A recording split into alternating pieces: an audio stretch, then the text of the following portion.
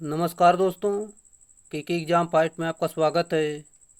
कैसे हैं आप सभी? उम्मीद है आप सभी सही होंगे और आपकी यूपी पीसीएल टीजी2 बार्क एनपीसीआईएल सेल आदि परीक्षाओं की तैयारी अच्छी चल रही होगी। दोस्तों, इन सभी परीक्षाओं को ध्यान में रखते हुए हमने इलेक्ट्रिशियन थ्योरी से कुछ महत्वपूर्ण प्रश्नों की सीरीज स्टार्ट की है, जो कि ये सीरीज आपकी टॉपिक वाइज है। आज के टॉपिक में हमने सिंगल फेज मोटर के बारे में प्रश्नों को लिया है, जो कि ये आपके किसी भी एग्ज़ाम के लिए महत्वपूर्ण साबित होंगे। सिंगल फेज इंडक्शन मोटर से लगभग सभी एग्ज़ामों में प्रश्न पूछे जाते हैं, जो कि आप जानते ही होंगे मशीनों से काफ़ी प्रश्न पूछे जाते हैं। चलिए, आपका ज़्यादा टाइम न लेते हुए इन प्रश्नों की शुरुआत करते हैं। उससे पहले आपसे रिक्वेस्ट है, अगर आप चैनल पर नए, चैनल को सब्सक्राइब कर लीजिए और अपने दोस्तों में शेयर कर दीजिए। अगर वीडियो अच्छा लगे तो वीडियो को लाइक ज़रूर करना। चलिए, जैसा कि शुरुआत करते हैं। एक मान संधारित यानी संधारित प्रवर्तित एवं संचालित सिंगल फेज प्रेरण मोटर यानी single value capacitor start and run single phase induction motor के संबंध में इनमें से कौन सा विकल्प सही नहीं है? जैसा कि यहाँ पर हम देखते हैं, यह कम शोर के साथ संचालित होती है, ये सही है। इसे ओवरलोड की स्थिति में संचालित किया जा सकता है, ये भी सही है। इसे भारी लोड के साथ परिवर्तित किया जा सकता है। दोस्तों, ये आपका गलत है, यही आपका राइट आंसर हो जाएगा। और हम आखिरी देख लेते हैं, जो कि यह उच्च दक्षता प्रदान करता है, बिल्कुल सही है। आपका option number C right answer है। व्याख्या के माध्यम से आपको बताना चाहेंगे, जैसे कि सिंगल फेज कैपेसिटर स्टार्ट एवं रन मोटर को भारी लोड के साथ स्टार्ट नहीं किया जा सकता, क्योंकि इसका रनिंग तथा स्टार्टिंग टार्क कम होता है, जैसे कि आप देख सकते हैं। इसका प्रयोग छत व मेज के पंखे, induction regulator, arc welding control इत्यादि में किया जाता है। अगला है, सामान्यतः निम्नलिखित में से इनमें से यूनिवर्सल मोटर का उपयोग नहीं किया जाता है। सही उत्तर रिकॉर्डिंग इंस्ट्रूमेंट, ये इसका सही उत्तर है।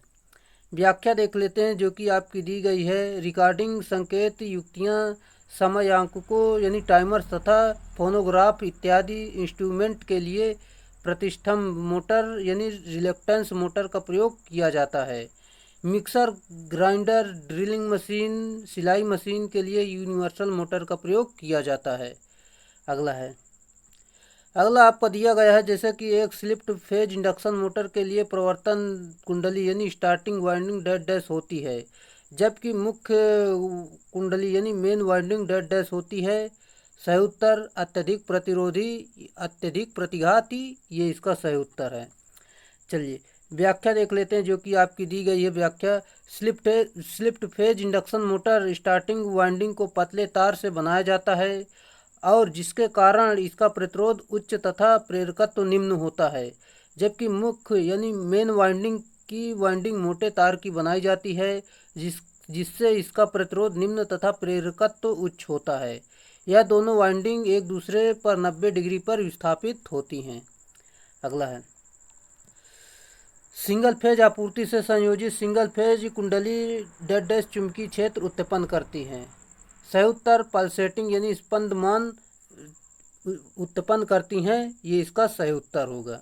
सिंगल फेज आपूर्ति समायोजित सिंगल फेज कुंडली स्पंदमान चुंबकीय क्षेत्र उत्पन्न करती हैं, ये इसका सही व्याख्या है। अगला है, सिंगल एक सिंगल स्टैक 8 फेज स्टेटर यानी स्टेटर बहुध्रुवी परिवर्ती प्रतिष्ठम्भ स्टेपर मोटर 6 रोटर दांत होते हैं। एक बार में एक फेज यानी सिंगल फेज उत्तेजित होता है। स्टेप साइन और स्टेप प्रति चक्कर क्रमशः ज्ञात कीजिए। सिंपल सा, जैसे कि आपका दिया गया है, यहाँ पर स्टेटर तीर्थ दिए गए हैं 8, रोटर तीर्थ दिए गए हैं 6। यहाँ पर फार्मूला लगाएंगे, जो कि यह आपका फार्मूला दिया गया है। यहाँ पर फार्मूले पर मान रखेंगे, आपका यहाँ पर 15 डिग्री आ जाएगा। फिर स्टेप पर रिवोल्यूशन निकालेंगे, तो यहाँ पर 360 का 15 से भाग दे देंगे, आपका जो उत्तर निकल कर आ जाएगा 24 सही उत्तर होगा। जो कि यहाँ पर पहले 15 आपका आ जाएगा, फिर 24 यानी 15 आपका आ जाएगा, जो कि कोण, ये कोण पूछा है, 15 कोण आ जाएगा और 24 आपका आ जाएगा, ये इसका सही उत्तर है, चक्करों की संख्या। चलिए, अगला है, अगला आपका दिया गया है जो कि आप देख सकते हैं, निम्नलिखित में से किस मोटर में गति अभिलक्षण स्थिर नहीं होते हैं। सही उत्तर यूनिवर्सल मोटर में गति अभिलक्षण स्थिर नहीं होते हैं। चलिए व्याख्या के माध्यम से आपको एक बार क्लियर करना चाहेंगे। यूनिवर्सल मोटर की गति अभिलक्षण स्थिर यानी कांस्टेंट नहीं होती है। यूनिवर्सल मोटर की गति लोड के व्युत्क्रमानुपाती होती है, अर्थात पूर्ण भार पर कम तथा शून्य लोड पर अधिकतम होती है। इसलिए यूनिवर्सल मोटर को शून्य भार पर प्रचलित नहीं करना चाहिए। अगला आपका दिया गया है जो कि आप देख सकते हैं, यहाँ पर दिया गया है, नीचे दिए गए फेजर डायग्राम किस प्रकार की मोटर के लिए वैध है। फेजर डायग्राम में वी आरोपित वोल्टेज को और धारा ए यानी एम्पियर धारा और परिवर्तन और मुख्य वाइंडिंग में प्रवाहित धाराओं को संदर्भित करते हैं। सही उत्तर आपका हो जाएगा जैसे कि option number D, capacitor start motor right answer है। चलिए, जैसा कि यहाँ पर हम देखते हैं, इसे मोटर का प्रारंभिक टार्क रनिंग टार्क की अपेक्षा कई गुना अधिक होता है। यह मोटर उच्च प्रारंभिक बलाघूर्ण के कारण प्रयुक्त की जाती है। अगला आपका दिया गया है जो कि निम्नलिखित में से किस सिंगल फेज इंडक्शन मोटर का प्रचालन शक्ति गुणक उच्च होता है। सही उत्तर आपका हो जाएगा capacitor start capacitor run motor, इसका राइट आंसर है। व्याख्या देख लेते हैं जो कि आपकी व्याख्या दी गई है।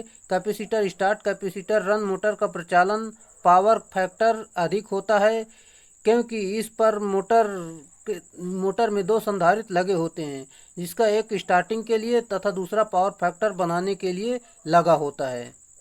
और अधिक व्याख्या देखते हैं जो कि आपकी दी गई है। इस मोटर का प्रारंभिक बलाघूर्ण रनिंग बलाघूर्ण से 3 गुना अधिक होता है। इस मोटर का स्टार्टिंग टार्क तथा रनिंग दोनों ही अवस्था में पावर फैक्टर का मान उच्च रहता है। अगला है, शैथिल्य मोटर के संबंध में निम्नलिखित में से कौन सा कथन सही है। सही उत्तर, यह स्वप्रवर्तित यानी सेल्फ स्टार्टिंग होता है, ये इसका सही उत्तर है। व्याख्या देखते हैं जो कि शैथिल्य मोटर स्वपरिवर्तित मोटर होती है, जो एक सिंक्रोनस मोटर होती है। यह मोटर एक नियत टार्क उत्पन्न करती है, जिसका मान मोटर के विभिन्न गतियों पर भी अपवर्तित रहती है। इस मोटर का उपयोग वैद्युत घड़ी, साउंड उपकरणों आदि में किया जाता है। अगला आपका दिया गया है जैसे कि एक वेरिएबल रिलक्टेंस मोटर में प्रत्येक 4 पोल के साथ 10 दांत, यदि रोटर में 80 दांत हैं तो स्टेप कोण क्या होगा। सिंपल सा फार्मूला है, ये फार्मूले पर आप मान रखेंगे जो कि यहाँ पर हम आपको बता देते हैं। यहाँ जो कि दिया गया है 4 गुणते 10 यानी यहाँ पर 4 दिए गए हैं पोल, इसको 10 से गुणा कर देंगे तो आपका NS आ जाएगा, जो कि यहाँ पर देख सकते हैं। फिर दोस्तों पूरा मान रख के इसे हल कर लेंगे तो आपका यहाँ पर उत्तर निकल कर आ जाएगा, जो कि कोण यानी अल्फा बराबर आपका 4.5 डिग्री सेल्सियस सही उत्तर हो जाएगा, जो कि option number A right answer है। चलिए अगला आपका दिया गया है, यहाँ पर देख सकते हैं, सिंगल फेज इंडक्शन मोटर के लिए प्रतिरोध split phase time starting motor में सहायक वाइंडिंग यानी ऑक्सिलरी वाइंडिंग में निम्न में से क्या होता है। सही उत्तर, उच्च प्रतिरोध और निम्न प्रेरकी प्रतिघात, ये इसका सही उत्तर है।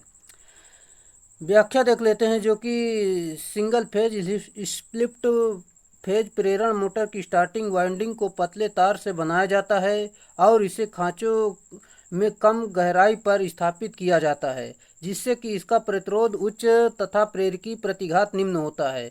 जबकि रनिंग वाइंडिंग मोटे तार की बनाई जाती है और इसे खांचों में अधिक गहराई पर स्थापित किया जाता है। चलिए, जैसा कि जिसके कारण इसका प्रतिरोध निम्न तथा प्रेरकी प्रतिघात उच्च होता है, यह दोनों वाइंडिंग एक दूसरे से 90 डिग्री पर स्थापित होती हैं। जैसा कि यहाँ पर देख रहे हैं, यहाँ पर रनिंग वाइंडिंग है, यहाँ पर देख सकते हैं यहाँ पर स्टार्टिंग वाइंडिंग दी गई है। चलिए, अगला प्रश्न आपका दिया गया है जैसे कि सिंगल फेज प्रेरण मोटर यदि स्टेटर एक AC आपूर्ति से जुड़ा हुआ है, निम्न में से कौन सा कथन सही होगा। राइट आंसर आपका हो जाएगा जैसे कि ऑप्शन नंबर सी, यह स्वतः घूर्णन क्षेत्र उत्पन्न नहीं कर सकता है, ये इसका सही उत्तर होगा। व्याख्या के माध्यम से हम आपको बताना चाहेंगे जो कि एक सिंगल फेज इंडक्शन मोटर में यदि स्टेटर सप्लाई से जुड़ा है तो यह स्वतः घूर्णन क्षेत्र उत्पन्न नहीं कर सकता है। जैसा कि द्विक्षेत्र परिक्रमण सिद्धांत यानी डबल फील्ड रिवेलिंग थ्योरी के अनुसार एक प्रत्यावर्ती फ्लक्स दो घूर्णमान संघटकों यानी रोटेटिंग कंपोनेंट में विघटित होता है, जो तुल्यकालिक गति से एक दूसरे के विपरीत दिशा में घूर्णन करते हैं, जो एक दूसरे को आपस में निरस्त कर देते हैं, जिससे कोई बलाघूर्ण उत्पन्न नहीं हो पाता है। चलिए, जैसा कि यहाँ पर आप देख सकते हैं दिया गया है, यहाँ पर पूरे मान आप जान सकते हैं। अगला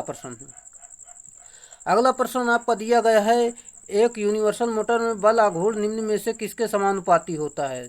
सिंपल सा है, आर्मेचर धारा के समानुपाती होता है, राइट आंसर है। व्याख्या आपको बताते हैं, जैसा कि सिंगल यानी यूनिवर्सल मोटर में बलाघूर्ण आर्मेचर धारा के वर्ग के समानुपाती होता है। यह मोटर दो ध्रुव वाली सीरीज मोटर के समान होती है, जो कि सीरीज कुंडली होती है इसमें, और सीरीज मोटर एसी तथा डीसी दोनों पर कार्य करती है, और इसका उपयोग घरेलू मशीनों, मिक्सर, ड्रिल मशीन आदि में होता है। अगला है,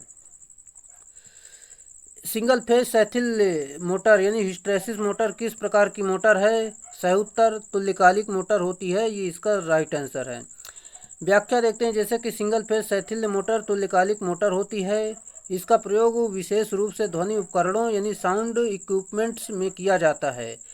इसके मोटर पर कोई कुंडलन प्रयोग नहीं की जाती है। इसका रोटर क्रोम स्टील का बेलनाकार का बना होता है। अगला प्रश्न आपका दिया गया, जो कि आप देख सकते हैं, एक सिंगल फेज प्रेरण मोटर में फेज शिफ्टर जुड़ा रहता है। सयुत्तर प्रारंभिक वाइंडिंग के साथ सीरीज में जुड़ा रहता है, राइट आंसर है। व्याख्या देख लेते हैं, जो कि आपकी दी गई है, सिंगल फेज प्रेरण मोटर के स्वचालित न होने की कठिनाई को दूर करने के लिए एक सिंगल फेज वाइंडिंग को स्प्लिट अप किया जाता है। दूसरे शब्दों में मोटर की दो वाइंडिंगों यानी कुंडलों में यानी वाइंडिंगों में विभाजित किया जाता है। मुख्य वाइंडिंग अथवा गतिशील वाइंडिंग तथा दूसरी सहायक वाइंडिंग का प्रारंभिक वाइंडिंग होती है। सहायक वाइंडिंग के सीरीज क्रम में एक प्रतिरोध श्रेणी में जोड़ दिया जाता है, जो प्रारंभिक वाइंडिंग के सीरीज में जुड़ा रहता है। चलिए, अगला आपका दिया गया, जो कि आप देख सकते हैं, एक स्टेपर मोटर में यदि स्टेप कोण 45 डिग्री है तो इसका विभेदन डैश स्टेप प्रति चक्कर होगा। सही उत्तर सिंपल सा है, इसमें 45 का भाग 360 में दे देंगे, आपको उत्तर जो निकल कर आ जाएगा ऑप्शन नंबर बी 8 सही उत्तर होगा, जैसा कि इसका फार्मूला आप जानते ही हैं। अगला है, एक स्टेपर मोटर मूलतः एक डैश होती है। सही उत्तर तुल्यकालिक मोटर होती है, ये इसका राइट आंसर है। एक स्टेपर मोटर मूलतः तुल्यकालिक यानी सिंक्रोनस मोटर होती है। इस मोटर का प्रचालन डिजिटल संकेत में किया जाता है। स्टेपर मोटर का उपयोग कंप्यूटर उपकरणों ड्राइविंग टार्क उत्पन्न करने के लिए किया जाता है। अगला है, छत के पंखे को फर्श से डैश ऊपर लटकाया जाता है। सही उत्तर 2.75 मीटर ऊपर लटकाया जाता है, राइट आंसर है। अगला है, रोटर के डैश पर पहुंचने पर अपकेंद्रीय स्विच स्टार्टिंग वाइंडिंग विसंयोजित कर देता है। सही उत्तर निर्धारित रेटेड गति के 75 से 80% गति के ऊपर जाने पर विसंयोजित कर देता है सहायक वाइंडिंग को। जैसे कि रोटर के निर्धारित गति 75 से 80% पर पहुंचने पर अपकेंद्रीय स्विच स्टार्टिंग वाइंडिंग को विसंयोजित कर देता है। यह स्टार्टिंग वाइंडिंग के सीरीज क्रम में संयोजित किया जाता है। अगला है, यूनिवर्सल मोटर को डैश के नाम से भी जाना जाता है। सही उत्तर एसी सीरीज मोटर के नाम से जानते हैं, राइट आंसर है। यूनिवर्सल मोटर को एसी सीरीज मोटर के नाम से भी जाना जाता है। Universal motor single phase induction motor होती है, जो दिष्ट धारा तथा प्रत्यावर्ती धारा दोनों पर लगभग समान गति से कार्य करती है। यूनिवर्सल मोटर उच्च प्रारंभिक टार्क तथा उच्च गति वाली मोटर होती है। इसका उपयोग फूड मिक्सर, पावर टूल्स आदि में किया जाता है। अगला है, संधारित्र प्रवर्तित प्रेरण चालित मोटर यानी capacitor start induction run motor में प्रतिरोध प्रवर्तक मोटरों की यानी रेजिस्टेंट स्टार्ट मोटर्स की तुलना में डैश बलाघूर्ण होता है। सही उत्तर उत्कृष्ट होता है, इसका सही उत्तर होगा। जैसा कि संधारित्र यानी कैपेसिटर प्रवर्तित प्रेरण यानी इंडक्शन मोटर में प्रतिरोध प्रवर्तित मोटरों की तुलना में उत्कृष्ट बलागुण होता है। बलागुण उच्च होने के मुख्य कारण संधारित्र है यानी कैपेसिटर है। कैपेसिटर का प्रयोग करने से फेज अंतर अधिक प्राप्त होता है, जिससे प्रारंभिक बलागुण अधिक प्राप्त होता है। अगला है घड़ी और संकेतन उपकरणों यानी इंडिकेटिंग डिवाइस को चलाने के लिए इनमें से किस मोटर का उपयोग किया जाता है? सैथिल मोटर राइट आंसर है। चलिए, जैसा कि घड़ी को और संकेत उपकरणों यानी इंडिकेटिंग डिवाइस को चलाने के लिए हिस्टैरिसीस मोटर का उपयोग किया जाता है। सैथिल मोटर एक सिंगल फेज मोटर होती है। यह बिना किसी उत्तेजन तुल्यकालिक गति पर प्रचालित होती है। इस मोटर में यांत्रिक कंपन नहीं होता है, क्योंकि मोटर में न ही दांते होते हैं और न ही वाइंडिंग होती है। कंपन की अनुपस्थिति के चलते ये मोटर बिना किसी शोरगुल के चलती है और इसका अन्य उपयोग ध्वनि रिकॉर्डिंग यंत्रों, टेलीप्रिंटर, काल मापन आदि में किया जाता है। अगला है सिंगल फेज एसी मोटर को स्वपरिवर्तित बनाने के लिए डैश डैश मुख्य वाइंडिंग जोड़ने की आवश्यकता होती है। सहायक वाइंडिंग राइट आंसर है। व्याख्या देखते हैं, जो कि सिंगल फेज एसी मोटर को स्वपरिवर्तित यानी सेल्फ स्टार्ट बनाने के लिए सहायक वाइंडिंग यानी ऑक्सिलरी वाइंडिंग को मुख्य वाइंडिंग के साथ जोड़ने की आवश्यकता होती है। सहायक वाइंडिंग के उपयोग से दोनों कुंडलों के बीच फेज अंतर अधिक यानी आदर्श मान 90 डिग्री प्राप्त होता है, जिसके परिणाम स्वरूप दोनों कुंडलों की धाराएं परिक्रमी फ्लक्स यानी रिवॉल्विंग फ्लक्स उत्पन्न करती हैं तथा मोटर स्वचालित बन जाती है। अगला आपका दिया गया, जो कि आप देख सकते हैं यहाँ पर आपका फार्मूला होता है, जैसे कि n बराबर फार्मूला होता है n बराबर 120 एफ अपान पी। 120 एफ अपान पी यानी दोस्तों एफ यानी आवृत्ति को दर्शाता है, पी पोल्स की संख्या को दर्शाता है, एन गति को दर्शाता है। यही फार्मूले पर मान रखेंगे, जो कि यहाँ पर देख सकते हैं हम मान रखते हैं 120। एफ का मान कितना है 50 दिया गया है। यहाँ पर पोल की संख्या 4 दी गई है। 4 तेई 12, यहाँ 30 आ जाएगा। 30 को 15 से गुणा कर देंगे तो आपका 1500 आरपीएम राइट आंसर हो जाएगा। ऑप्शन नंबर ए सही उत्तर होगा। चलिए, आज के लिए इतना ही रखेंगे, जो कि हमने काफ़ी अच्छे प्रश्नों की श्रृंखला को किया है। अगर आपको सीरीज पसंद आई हो तो वीडियो को लाइक कर दें, और आप चैनल पर नए हैं तो चैनल को सब्सक्राइब जरूर कर दें। चलिए, आज के लिए इतना ही, फिर मिलेंगे स्टूडियो में, तब तक के लिए बाय।